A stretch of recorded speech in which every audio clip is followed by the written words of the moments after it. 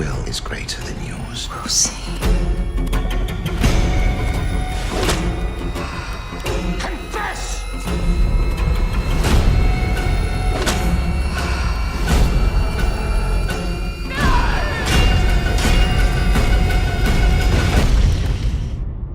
Nobody's safe.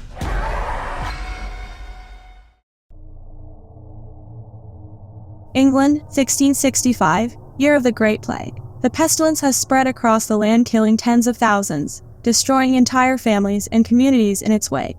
Only a lucky few are spared a slow and agonizing death. The people are gripped by fear and paranoia, desperate to find something to blame, convinced the plague is the work of the devil and his acolytes. This is the time of the witch finders, dedicated servants of God, thriving on superstition and empowered by the state to arrest, interrogate, and execute anyone they suspect of witchcraft. At the beginning of the movie, we see a girl named Grace crying in her house. She looks at her child, after which she goes out with a sword, where we see her husband Joseph has committed suicide by hanging himself. After this, she starts digging a pit to bury him there, and during this, we see in the flashback that both of them are living their lives quite happily. Once Joseph goes out to earn money, and with some of that money he goes to a bar, where he meets Squire, who asks him about his family. Now as Squire leaves, the man drinking next to Joseph collapses and begins to die in agony, and Joseph realizes that he had accidentally drank from the man's mug. That night, Joseph finds that he too has been infected by the plague,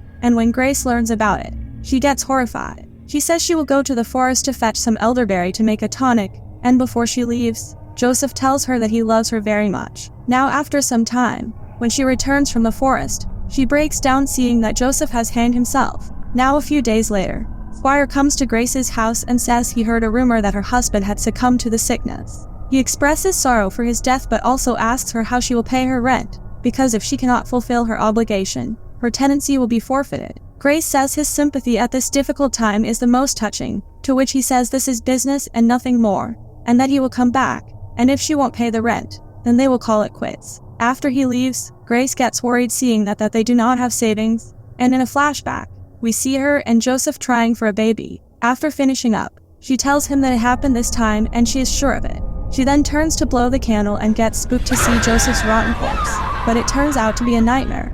The next day she sets out in search of work, where on the way she meets her friend Kate and her husband Morton. Kate gets overjoyed to see her, and Grace tells her that she is not infected. Morton says they are very sorry to hear about Joseph, and Kate asks her where is she going, to which she says she has to go to town. Morton asks her why would she want to do a fool thing like that, to which she says that's something she must do. Kate asks her to leave Abby with her, so that she can ride faster and be back sooner. Grace then leaves there saying she will be back before dark. Now when she reaches the town, she is horrified to see the heart-wrenching condition there, because almost the entire town was ruined due to the plague, and the dead bodies of the people were being eaten by dogs. She goes to the same bar where Joseph went earlier, where she meets Tuttle and introduces herself. Tuttle says he is sorry for her loss and asks her to come to the point. Grace says she needs a small loan, to which he says he can't help her as the time is tough.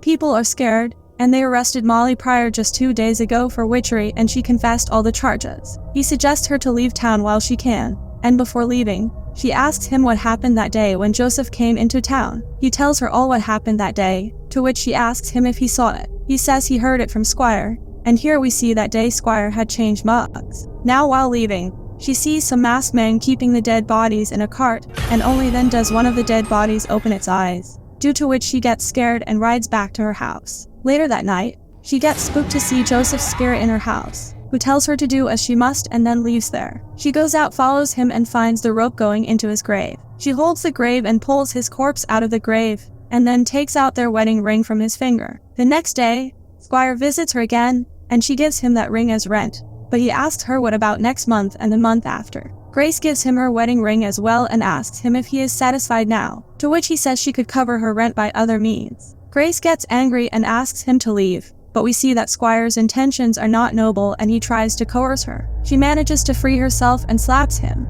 but he hits her back and tries to rape her. However, she kicks him back and pulls out a gun, causing him to leave there in anger. Now in a flashback, she tells Joseph that when she was very young, they came early on the Sabbath for her mother. Her father tried to stop them, but he was helpless to prevent it. A few days later they were summoned to Blackthorn Castle to hear the verdict, where the witch hunter Moorcroft forces her to confess the charges on her. To save her daughter, she confesses, and Moorcroft declares her mother a witch and sentenced her to death. She tells Grace to always be true to herself and let no one tell her who she is. After this, her mother is burnt alive and she is forced to see all this. Knowing all this, Joseph says he still loves her, and she and the baby are the most precious things to him, and he will do anything to keep them safe. He says her mother was innocent, to which she says it doesn't matter, but she confessed, and that makes her a witch. Squire goes straight to the bar, and he spreads the rumor that Grace is a witch, so they have to punish her. Later that night, while Grace is trying to put Abby to sleep, she hears some strange noises outside. She takes her gun and goes to check outside but finds no one there. But when she comes back inside, she finds a masked man who calls her a witch and tells her that they are here for her. She picks up Abby and locks herself in the attic, but they start attacking her with swords, one of which hits her hand. They then set fire to her house and go out, but she escapes through the back window. Squire then comes there and says they were supposed to bring her in and not burn the house to the ground, to which a guy says she was going to burn anyway. So what's the difference? Only then, Morton brings her back and tells them that she escaped down the back, and Squire tells her that she has been accused of the crimes of witchcraft and making an unholy covenant with the devil. They snatch her child from her and give it to Squire and take Grace captive with them. When they bring her to town, we see that they have hanged Molly Pryor in the middle of town for witchery, and then they lock Grace in jail, where some prisoners are already locked. Meanwhile, Kate asks Morton how could he do this to her friend, to which he says she has nothing more to do with her, or Squire would take away everything they had if he knew they were associated with that witch. Later, Joseph's spirit appears behind Grace, but it disappears as she turns around and the door of the jail opens on its own. Grace comes out in fear and gets spooked to see her mom chanting something in a cell. She suddenly looks and moves towards her, causing her to fall, and then she gets dragged back to her cell, but it turns out to be a nightmare. She then tries to talk to another prisoner named Astrid, whose whole family had died due to sickness. Astrid tells her that they kept on beating her till she confessed to stealing a chicken and a loaf of bread, but she was starving and had no choice. She then tells her about another prisoner named Reverend Malcolm, and that he is out of his mind. He thinks that the sickness is the devil's work and that the end of times is here. She then tells her that she must be strong tomorrow because they will try to break her like they did to poor old Molly and the rest of them. The next day, they bring her out to break her, and the whole town is there and taunting her. They tie her next to Molly's hanging body, and she sees Joseph in the crowd, who disappears the next moment. After this, he starts whipping her on the back, but she keeps herself strong and does not cry. After some time, when everyone leaves, Squire comes there and tells her that her friend Molly here only managed 2 days before she spilled her guts and that he could still help her if she would let him. She asks him did he had helped Molly too, or was she not his type? Squire says he knew she would give him trouble, so he sent his men to bring the witch hunter John Moorcroft, so it's better for her to confess. But she says let him come. Later, Moorcroft reaches the town with his companion and stops by the bar to have some food. A man named Watkins there recognizes him and tells him that he is a butcher and a bastard, to which he says he didn't recognize him. Watkins says he is just another grieving husband among the countless that he has left behind, and that his wife was not a witch. Moorcroft says mistakes are made, to which Watkins moves forward to attack him, but Moorcroft's companion stops him and says there is no need for bloodshed, and he finds that she is a lady named Ursula. Watkins still tries to kill Moorcroft, causing the lady to attack and kill him. Later that night, Yvonne comes to Grace to offer her some water to drink, and she says that he knows why she is here. She asks him for news about her daughter, but only then does he hear someone coming there, so he leaves there. Moorcroft with Ursula then reaches the prison, where Squire welcomes him, saying they are in need of his expertise in this matter. He asks him to take him to her and tells him not to be lenient with her, and if she sleeps, douse her with ice water. He then meets her and tells her not to fear as salvation is at hand. Later, Joseph's spirit again visits her, but only then he disappears. The devil begins coming out from there.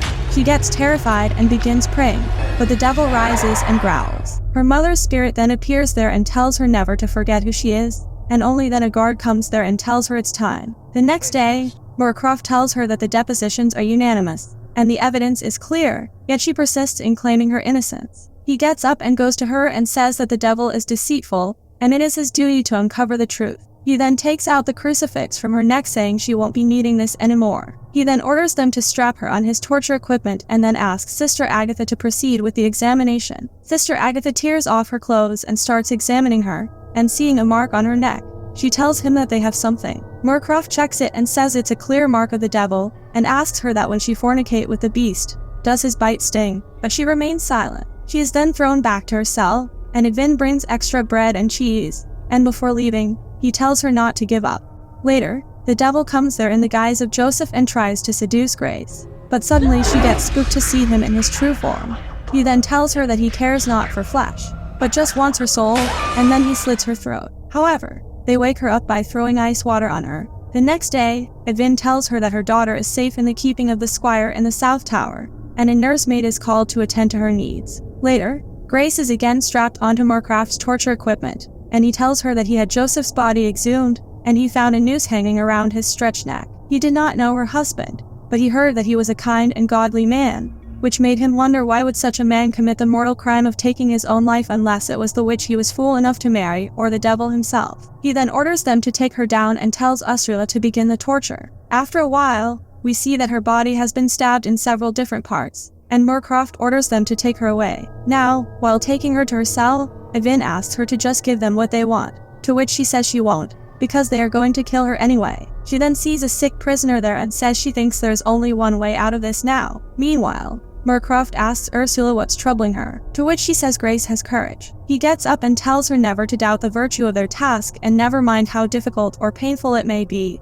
and always to remember what grace is. He remembered the day the rain came, deluge direct from heaven above, and he pulled her from the ashes, purged of evil, and in her heart, a new resolve to enlighten those that had strayed into the darkness. Meanwhile, Grace gets a vision that she is getting intimate with the devil. Only then does Joseph's spirit come there, but she says it's not him. He asks her if she doesn't know her husband, to which she says she knows the devil has many faces and that he is just a dream. Joseph says but she is awake, and then he turns into the devil and says he will not be denied, but it again turns out to be a vision. Later, her mother's spirit visits her, and Grace apologizes to her for blaming and scolding her. She tells her not to fear as the Lord forgives, and she finds that it's not her mother but Ursula. She gets up and asks her what she wants, to which she says she means no harm and gives her an apple to eat. She then asks her to tell her what the devil says to her when he comes to her in the night. She says she knows how it feels, as she herself spoke with him frequently. She too succumbed to temptation and made an unholy union with the devil, but Moorcroft showed her the path to truth. She says to let her help her and they can end this suffering together. Grace asks her mom if should she give them what they want,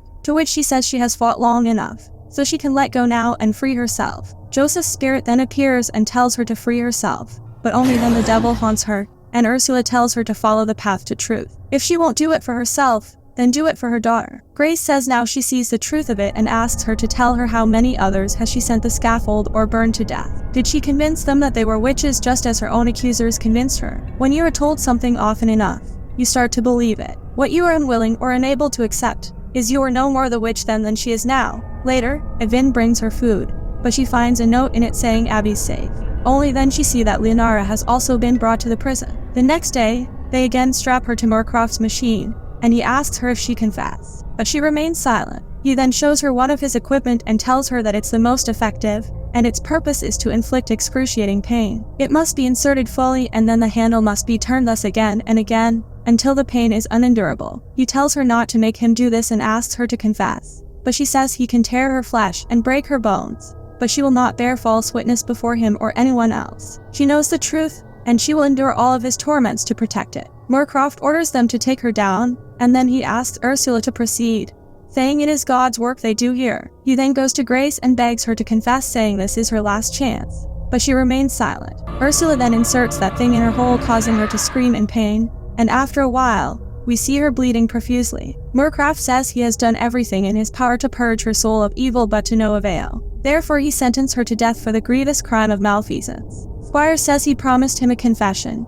to which he says a confession is implicit. Squire calls them a fraud, to which Moorcroft says she is in league with the devil and she will burn for it, as will her child. Meanwhile, Kate argues with Morton to side with Squire, to which he gets angry and throws her off the cart. She gets up and asks him if is that all that he got, to which he gets furious and begins hitting her, saying it's time he teaches her a lesson she is not going to forget. He then tries to strangle her, but she pokes his eyes, causing her to fall back, and then she picks up a stone and hits the horse, causing it to run and smash Morton's head with a cartwheel. Later that night, Grace tells Edvin that she got his message, but she needs more than hope now, and asks him to tell her what will they do with the old man's body.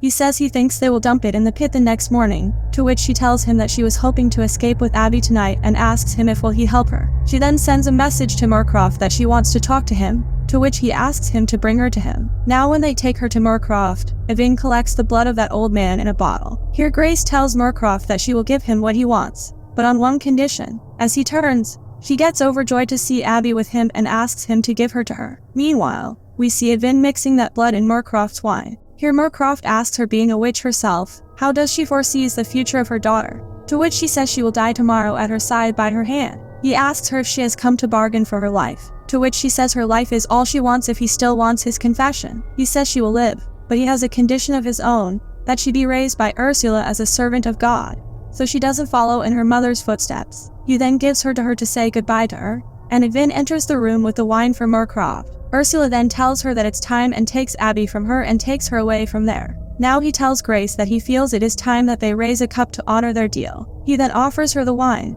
but she declines it, saying she never had the stomach for it, to which he says then she should not drink alone. Seeing this, she picks up the glass, saying what difference does it make now anyway? He says he can feel the hatred burning inside of her and asks her to just let go. They both then take a sip of wine, and he asks her what is it she wants to tell him. Grace gets on her knees and says she wishes to confess that she is no witch, and then she attacks and pins his hand on the table using his equipment. He asks her what is this, to which she says a reconing, and reveals that she is the daughter of Jane Hawthorne, whom he burned alive when she was 7 years old. She says for years she thought he was the devil himself, but now she sees that he is just an ordinary man. Moorcroft says if it is repentance she is after, she will receive none, and he will continue doing what he does as long as evil stalks this earth, and he does remember her mother. Grace says she was innocent, and she gave her life to protect her daughter, and then she tells her that the wine is laced with pestilence. He says that she drank it too, to which she says she will die tomorrow, but she just wanted him to know from the woman who killed him.